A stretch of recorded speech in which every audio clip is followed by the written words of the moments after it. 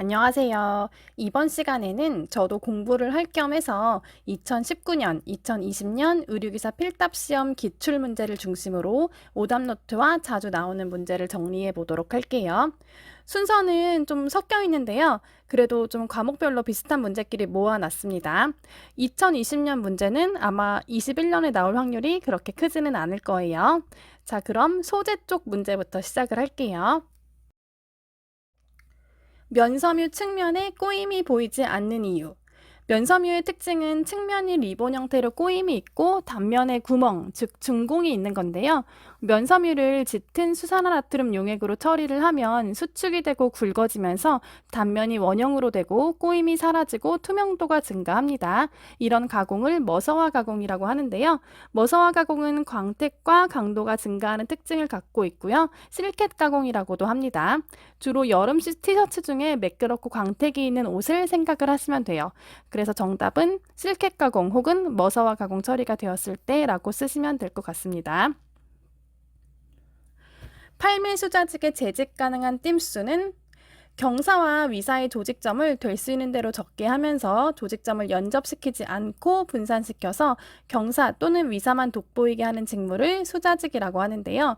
경위사 모두 5올로 한 조직을 완성하고 이 완전 조직이 반복되어 전체 직무를 완성하는 것을 5매 수자직이라고 하고요. 여기서 8올로 한 조직을 완성하고 이 완전 조직이 반복되어 전체 직무를 완성하는 것을 8매 수자직이라고 합니다. 그래서 5매 수자직은 2띰과 3띰, 6매 수자직은 수자 조직으로 부적합하고요. 그리고 7매 수자직은 수자 조직선이 나타나고 조직도가 좋지 않아서 또 부적합하고요. 8매 수자직은 3띰, 5띰, 9매 수자직 부적합, 10매 수자직 3띰과 7띰, 12매 수자직 5띰과 7띰이 있는데요. 계산하는 규칙이 있는데 이거는 기회가 되면 자세한 설명으로 영상을 만들어 볼게요. 정답은 3띰과 5띰입니다.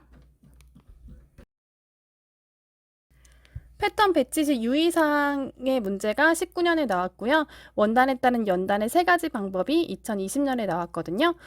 패턴 배치 시 유의사항은 패턴은 반드시 옷감의 결 방향을 먼저 표시하고 옷번을 결 방향에 맞추어 배치를 하고요. 옷감의 안쪽에 옷번을 배치를 하고 벨벳과 코듀로이 같은 짧은 털이 있는 옷감은 털의 결 방향이 위로 향하도록 하고요. 털이 긴 옷감은 털의 결 방향이 밑으로 향하도록 배치를 합니다. 그리고 체크무늬나 줄무늬는 옷감 정리해서 줄을 바르게 정리한 다음 무늬를 맞추어 배치를 하고요.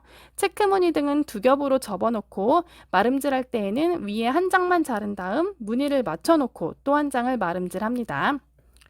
그리고 원단에 따른 연단의 방법 3가지는 먼저 한방향 연단, 능직이나 수자직 등 직조가 뚜렷하게 나타나는 직물이나 벨벳, 골덴, 파일직 등의 비교적 고품질인 경우에는 패턴을 한 방향으로 재단이 되도록 배치시키기 위한 방법으로 마커의 효율성은 왕복 연단이 불가하여 작업 시간도 많이 소요되지만 계단식 연단이 가능합니다.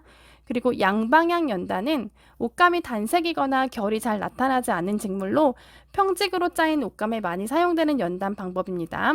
주로 고품질이 아닌 옷감에 많이 사용이 되고요. 마커의 효율성이 높고 생산비 절감의 효과가 있습니다. 표면 대양 연단. 옷감의 결이나 문양 등 같은 방향으로 재단을 해야 되는 경우에 사용되며 효율성은 옷감이 감긴 롤러를 돌려가며 연단을 해야 되기 때문에 인력 소모가 큽니다.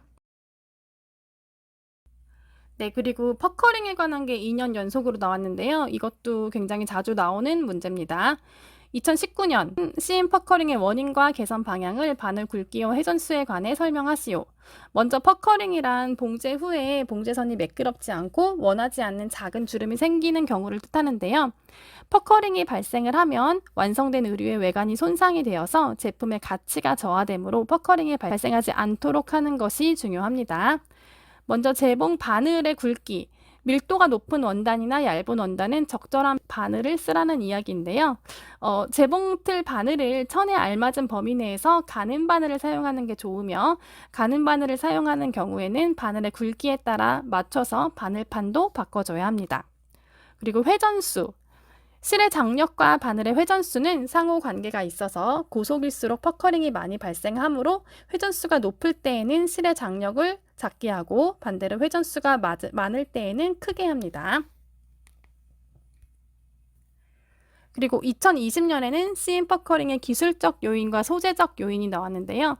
기술적 요인에는 솔기 구성에 의한 퍼커링, 실의 장력이 있고요. 소재적 요인에는 천의 특성, 봉사, 소재의 방향에 대해서 쓰시면 되는데요. 먼저 기술적 요인에서 솔기의 구성에 관한 퍼커링. 솔기의 구성은 디자인에 따라 정해지지만 솔기 종류에 따라 퍼커링 발생 정도가 다르게 나타납니다. 바지 옆선이 가름솔인 경우와 쌈솔인 경우가 다르며 스커트 밑단에 두번 접는 경우와 블라인드 스티치를 할 때 퍼커링이 생기는 정도가 다릅니다. 그리고 실의 장력에 관해서는 같은 천이라도 장력을 크게 하면 퍼커링이 많이 발생을 하고요. 그래서 실의 장력은 가능한 범위 내에서 느슨하게 해주는 것이 좋은데요. 너무 느슨하게 하면 스티치가 엉성해서 속기의 강도가 약해지고 반대로 또 너무 강하게 하면 퍼커링이 생기는데요. 부드럽게 실 가이드로 연결이 돼야지 장력이 조절이 됩니다. 그리고 북집에 있는 밑실 압력 조절 나사를 돌려서 압력을 조절하기도 합니다. 소재적 요인의 천의 특성에서는 밀도가 높은 천일수록 퍼커링 발생 빈도가 높은데요. 이런 경우에는 바이어스 방향으로 재봉을 하는 것도 방법이에요. 그리고 재봉사, 천을 구성하는 섬유와 같은 종류의 봉사를 사용하는 것이 좋아요. 소재의 방향에서는 경사가 제일 퍼커링이 많이 생기고요. 위사, 바이어스 이 순서대로 퍼커링이 많이 생기는 순서대로 나열을 해봤습니다. 레이아웃 시스템 중 스트레이트 시스템, 블록 시스템, 페어 시스템에 대해서 설명을 하시오.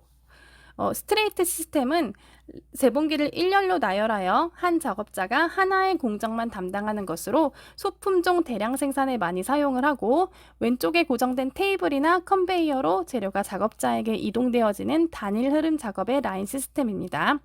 그리고 블록 시스템은 다품종 소량 생산의 시스템으로 각 반을 소형화하여 각 블록별 팀장이나 블록 반장이 중심이 되어 독립적으로 공정의 업무와 책임을 분담하는 시스템을 말하고요. 팀장과 작업자 사이의 커뮤니케이션이 원활하게 되며 블록 단위는 4명에서 6명으로 제한을 합니다. 그리고 페어 시스템은 다품종 소량 생산에 적합한 생산 시스템으로 2명의 작업자가 한 개조로 구성되어 서로 유사한 공정을 담당을 하는데요. 전체 작업반 품종에 따라 일반적으로 10명에서 20명으로 구성이 됩니다. 주로 유행에 영향을 많이 받는 숙녀복 등에 사용하는 시스템입니다.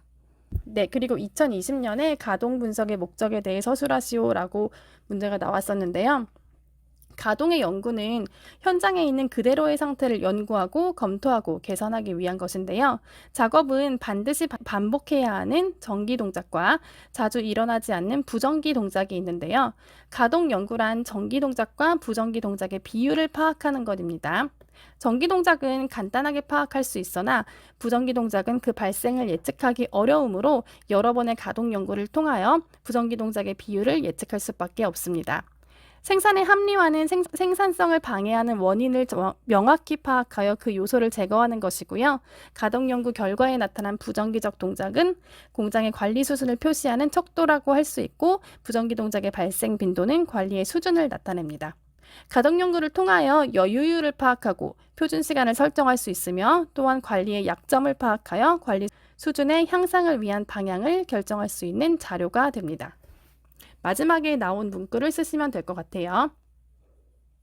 네, 그리고 2020년에 품질검사 4항목에 대해서 쓰시오라고 나왔던 것 같은데요. 철저한 품질검사는 제품의 설계 내역을 정확히 파악하고 점검함으로써 기획한 제품이 차질 없이 생산될 수 있도록 하는 설계 내역 확인 기능과 각 단계별로 발생할 수 있는 가능성이 있는 결점을 수정 보완하게 함으로써 최종 제품의 품질이 일정 수준에 이르도록 하는 기능을 갖는데요. 원부자재 검사, 이화학 검사, 전수 검사, 샘플링 검사, 공정중 품질 검사, 그리고 최종 완제품의 품질 검사, 치수, 여기서는 치수, 외관, 기능, 라벨, 완제품, 세탁 실험 등이 들어갑니다. 네, 이거는 굉장히 많이 나왔던 문제인데요. 그레이딩에 대해 서술하시오. 표준 치수를 기본으로 하여 각 부위별 치수를 가감하여 의복 패턴을 여러 치수로 세분화하여 나누어 제작하는 방법을 그레이딩이라고 하는데요. 트랙 시프트와 레디얼 시프트, 시프트 밸류가 있어요. 트랙 시프트는 제도된 기본 패턴을 중심으로 패턴 조각을 상하 좌우로 이동시켜가며 부위별 치수에 따라 축소, 확대하는 방법으로 주로 수작업에 많이 사용을 하고요. 레디얼 시프트는 기본 패턴이 어느 한 중심선으로, 즉 앞중심이나 허리선을 등의 중심을 정한 후 그 중심에서 주변 모두 방사선을 그어 축소, 확대하는 방법으로 주로 컴퓨터에서 많이 사용이 됩니다. 그리고 시프트 밸류. 마스터 패턴의 각 그레이딩 포인트에서 각각의 시프트량을 부여하고 이동된 점을 연결해서 마스터 패턴의 형태로 그려나가는 방식을 말합니다. 그리고 2020년에는 마틴 게츠 기구의 종류를 쓰시오라고 나왔는데요. 마틴 게츠 기구는 인체의 크기와 형태를 수량으로 나타내기 위한 계측기기로 목적에 따라 각각 다르게 사용을 하는데요. 신장계, 간장계, 촉각계, 활동계, 자, 줄자, 체중계, 인체각도, 피하지방계 등이 있습니다. 여기서 4가지를 골라서 쓰시면 될 것 같아요. 어시스침이 필요한 경우. 재봉틀에서 박음질이 끝나고 의복의 형태를 잡고자 할 때 하는 시침으로 보통 긴 시침보다 견고하게 시침을 하고자 할 때 이용을 해요. 재킷의 앞단이나 라펠의 외곽선의 형태를 고정시키거나 또는 안소매와 겉소매가 서로 벌어지지 않도록 할 때 심지를 겉감에 부착할 때 등에 사용을 합니다. 솔기를 한쪽으로 눌러박는 싱글 심, 웰트 심, 더블 웰트 심의 솔기는 이거는 린솔인 것 같습니다. 그리고 길 원형에서 허리 다트 구하는 공식. 4분의 바스트 플러스 2 마이너스 4분의 웨이스트를 3으로 나눴을 때 여기서 3분의 1은 여유로 들어가고요. 3분의 1은 다트로 들어가요. 그래서 이렇게 적어주시면 될 것 같아요. 앞소매에 주름이 생겼을 때 보정법은 소매산을 올리면 됩니다. 네, 그리고 디자인 쪽에서는 2019년에 의복 디자인의 원리 3가지를 적으라고 나왔던 것 같은데요. 균형, 비례, 통일, 강조, 리듬, 조화 중에서 3가지를 쓰시면 될 것 같고요. 2020년에는 황금 비율에 대해서 나왔어요. 1대 1.618입니다. 바지 제도 시 필요한 치수 4가지는 허리 둘레, 엉덩이 둘레, 미디 길이, 바지 길이이고요. 그리고 KS 의류 치수 규격에 따른 여성 정장 상의 표시 사항 3가지는 가슴 둘레, 엉덩이 둘레, 키입니다.